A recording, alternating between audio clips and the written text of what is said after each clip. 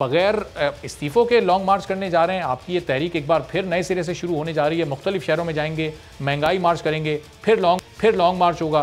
तो जो लॉन्ग मार्च होगा वो इस्तीफ़ों के साथ होगा या इस्तीफ़ों के बगैर होगा? देखें जी, मैं इस बात को इस अंदाज से एक लतीफ़े के तौर पे पेश करूंगा, क्योंकि दामरा साहब हमारे बरखुरदार हैं और साथी हैं, वो भी बैठे हैं। कुंडी साहब ने सही कहा है, इसलिए कि फैसल करीम कुंडी ये भूल गए हैं कि इस्तीफों के मसले पर हमें किसने तनहा छोड़ा, पीपल्स पार्टी कहाँ चली गई। और अगर पीपल्स पार्टी हमारे साथ होती, बदकिस्मती से हमें अफसोस है कि पीपल्स पार्टी जैसी जमहूरियत की अलंबरदार जमात है, मैं क्योंकि हमने उनके साथ लंबी तारीखें चलाई हैं, हमने बड़ा इमारती का ऐसा वक्त गुजारा है, तो आज मुझे मुनासिब नहीं है लगता है, लेकिन फिर भी कहना पड़ता है। तो हम अफसोस करते हैं कि वो जमहूरियत की अलंबरदार जमात जाके और इस तरह क्यों मिल गई है और उसने जमहूरियत को और जमहूरी लोगों को क्यों छोड़ दिया है। तो इस हवाले से गुजारिश है कि अगर पीपल्स पार्टी पीडीएम का हिस्सा होती और पीपल्स पार्टी आगाज होता सुबह सिंध से, तो जब सुबह सिंध से पीपल्स पार्टी इस्तीफा देती, नून इस्तीफा देती और फिर खैबर पख्तूनख्वा और बलूचिस्तान में वहाँ की बड़ी जमात JUI है और तमाम अपोजिशन वहाँ से हम मुस्ताफी होते और फिर आगे कौमी असम्बली से हम इस्तीफा देते, तो आप देखते कि ये हुकूमत लड़खड़ा गई होती, हुकूमत खत्म होती। लेकिन पता नहीं क्यों, क्या मजबूरी थी हमारी उस। चलो इस क्यों का जवाब धामरा साहब से ही जानते हैं कारी साहब, के एक बड़ा मौका आप लोगों ने गवा दिया। धामरा साहब, ये आपने जमहूरी लोगों को छोड़ दिया, जमहूरियत पसंद आपकी जमात थी, इसके बावजूद आपने जमहूरियत पसंद लोगों को छोड़कर हुकूमत को बचा लिया, क्यों? ये इस्तीफे के मामले पर ही आप अलहदा हुए थे। कारी साहब कह रहे हैं आप लोग मुस्ताफी होने का, सिंध हुकूमत छोड़ने का ऐलान करें, हम तो साथ हैं आपके। देखिए, मुझे कारी साहब के लिए सद एहतराम है और इसमें भी कोई शक नहीं है कि माजी में हम जमहूरियत की बहाली की तहरीक में इकट्ठे हमने लाठियां भी खाए हैं और जेल भी खाए हैं। उसमें यकीनन सहाफियों ने भी हमारे साथ जद्दोजहद में साथ दिया था। लेकिन सिंपल सी बात है कि पीपल्स पार्टी का मौक़िफ़ था कि वोट ऑफ नो कॉन्फिडेंस लाएं। ये तमाम ऑप्शन इस्तेमाल करने के बाद हमने इस्तीफाओं से इनकार नहीं किया था। सिर्फ जो वक्त से पहले और वक्त आखिरी जो ऑप्शन के तौर पर जो इख्तिलाफात थे, वहां पर हमें इख्तिलाफ था। हमने कभी भी इस्तीफों से इनराफी की बात नहीं की थी। और जहां तक अगर peoples party vote of no confidence वाली पॉइंट पे गलत थी, तो मुझे ये बताइएगा कि बलूचिस्तान में जो रिसेंटली अभी वोट ऑफ नो कॉन्फिडेंस का अमल हुआ, उसमें फिर JUI क्यों शामिल रही और बाकी पार्टियां चीफ मिनिस्टर के खिलाफ क्यों शामिल हुए? पंजाब में ऐसी क्या मजबूरी थी कि वो वोट ऑफ नो कॉन्फिडेंस नहीं लाते? अच्छा, हमारे पास एक तजुर्बा था कि कौमी असेंबली के अंदर भी सेनेट मुंतखब हो चुकी थी पीपल्स पार्टी गिलानी साहब की सूरत में, तो हमें उनको कमजोर करने के लिए स्टेप बाय स्टेप कदम उठाने थे। और जहां तक कारी साहब ने कहा कि मैं मातम करूं पीपल्स पार्टी की जमहूरियत परस्ती पे कि वो माजी में किस तरह तहरीकें चलाती थी, तो आपको याद होगा कि जो JUI ने अपने तौर पर PDM से बनने से पहले एक लॉन्ग मार्च किया था जो सिंध से गया था। पीपल्स पार्टी ने सिंध के हुजूर तक आपका साथ देते हुए पंजाब में भी दिया और उस धरने में भी बिलावल भुट्टो साहब आए थे। तो बड़े एहतराम के साथ और आज जाना सवाल के तौर पर मैं पूछना चाहता हूं कि वो जब धरना खत्म हुआ था और ये कहा गया था कि जी कोई गारंटियर है और हमारी बात मानी गई है, मार्च में वो चीज हो जाएगी, और वो लॉन्ग मार्च और धरना खत्म कर दिया गया था। सही। मतलब अगर आप पीपल्स पार्टी की जमहूरियत पसंदी पे गुस्सा कर रहे हैं, तो सवाल तो ये भी है कि आपने जो अपनी पार्टी के तौर पर एक धरना दिया हुआ था, वो अचानक कैसे खत्म हुआ? सही। चलें, ये आज जाना सवाल आपका जरा कारी साहब से जान ले, इसका जवाब ले दें। कारी साहब, आज धामरा साहब के आज जाना सवाल का भी जवाब दे दें। और अब आप लोग इस्तीफा क्यों नहीं दे रहे? पीपल्स पार्टी अलहदा होगा, ये आप लोग तो दें, क्योंकि आप तो इस्तीफे के साथ लॉन्ग मार्च करना चाहते थे। बगैर इस्तीफे के लॉन्ग मार्च करना तो ये पीपल्स पार्टी की तजवीज़ है, जो उस वक्त वो दे रहे थे, उस वक्त तो आपने नहीं माना, अब आप वही अमल कर रहे हैं। देखिए, बात यह है कि धामरा साहब जो है, बहरहाल कहने को तो बहुत कुछ इंसान कह सकता है।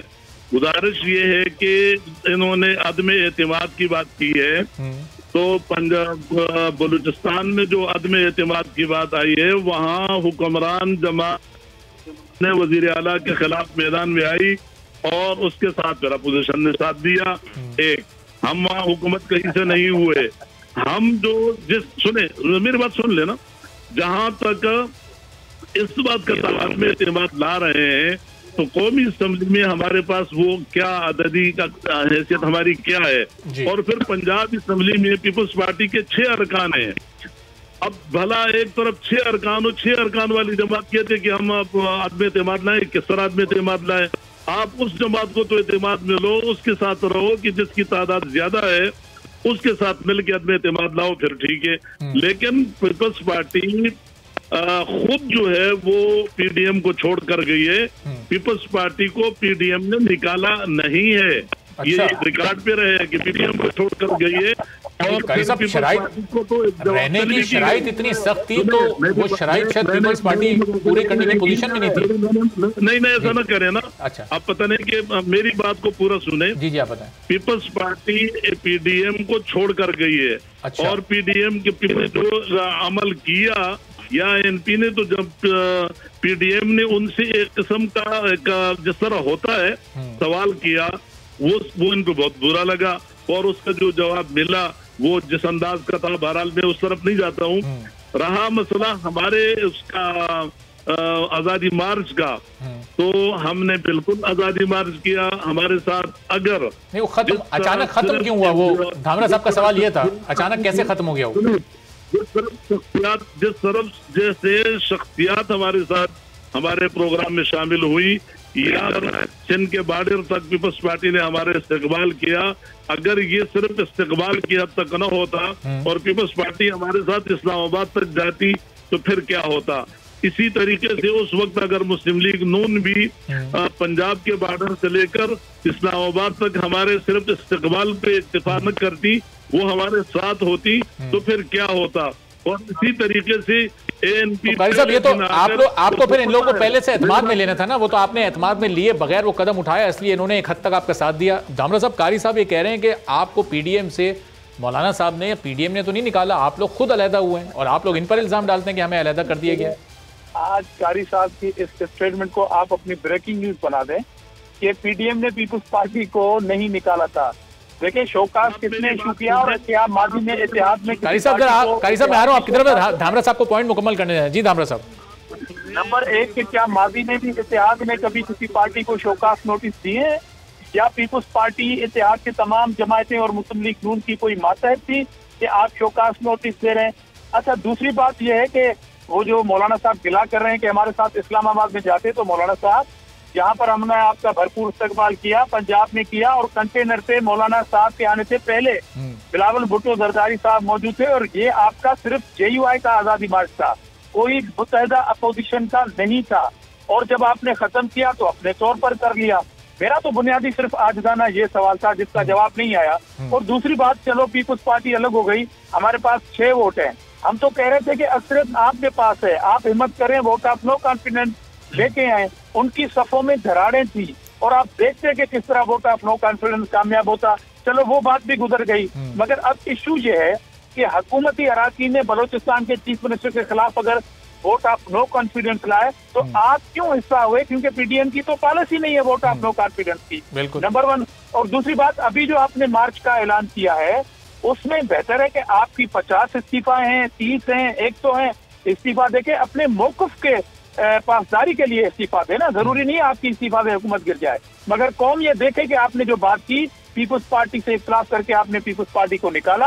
अब जितनी भी आपके पास स्ट्रेंथ है वो इस्तीफा दे दें।